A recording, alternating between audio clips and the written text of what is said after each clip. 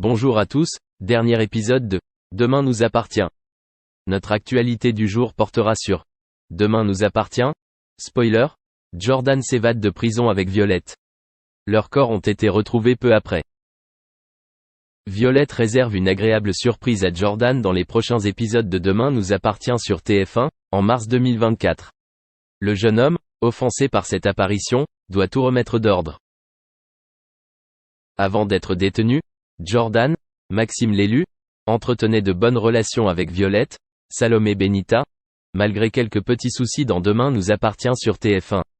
Premièrement, Violette appartient à sa famille même s'ils ne sont pas liés par le sang. En fait, Violette était la sœur cadette de son beau-père, ce qui faisait d'elle sa tante par alliance.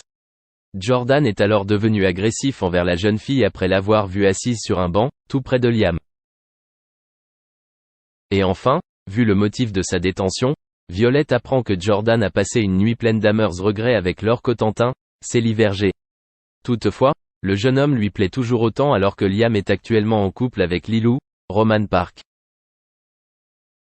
Ainsi, face à ce dernier, la sœur de Charles a fermement défendu la culpabilité de Jordan et a évoqué les erreurs de la police concernant sa détention. Alors Violette décide d'aller voir le jeune homme au parloir. Jordan a été surpris car il pensait que son avocat était arrivé.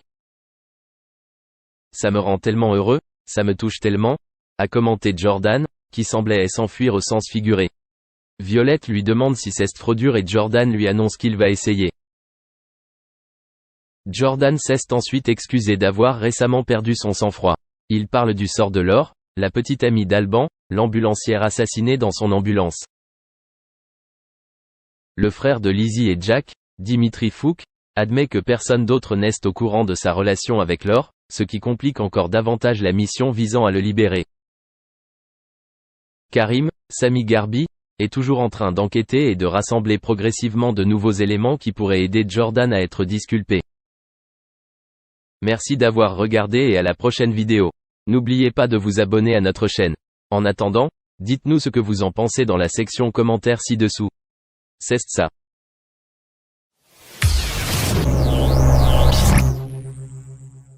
Élodie Gossuin, la reine de beauté, vient de vivre une nouvelle expérience traumatisante que beaucoup de gens redoutent beaucoup. Elle a vu la mort de près, pour la belle Miss France et Miss Europe 2001 comme pour son cher et tendre et ses enfants. La styliste s'insurge contre la chasse à courre. Élodie Gossuin a tout d'une personnalité publique ayant réussi son parcours avec brio.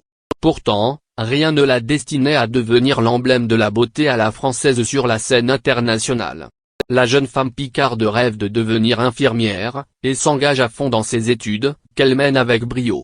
Elle enchaîne pendant ce temps des petits boulots, dont certains peu ragoûtants. Elle se remémore ainsi un de ses premiers emplois dans les colonnes de nos confrères de gala. On vendait beaucoup de DVD un petit peu olé olé, les Jackie et Michel d'aujourd'hui. Et donc tous les matins, je voyais passer les mêmes personnes qui achetaient des torchons pour mettre les DVD sous les torchons. Heureusement, le destin d'Élodie Gossuin lui permet de sortir de son train-train quotidien de façon inespérée. Alors qu'elle a à peine 19 ans, elle se présente à l'élection de reine du Muguet de Compiègne, qu'elle gagne haut la main. Cette victoire la met en route pour l'élection de Miss Picardie 2000. Une fois de plus, le charme opère. Elle obtient l'écharpe qui lui ouvre les portes de Miss France. Seulement 6 jours avant ses 20 ans, elle est élue Miss France 2001 devant 14 millions de téléspectateurs. C'est un véritable triomphe pour Élodie Gossuin, qui succède alors à Sonia Rolland. Pour couronner le tout, la belle Picarde remporte également le concours de Miss Europe la même année. C'est un triomphe total. Encore plus impressionnant que sa carrière de Miss, les 20 dernières années ont été particulièrement bien remplies pour Élodie Gossuin.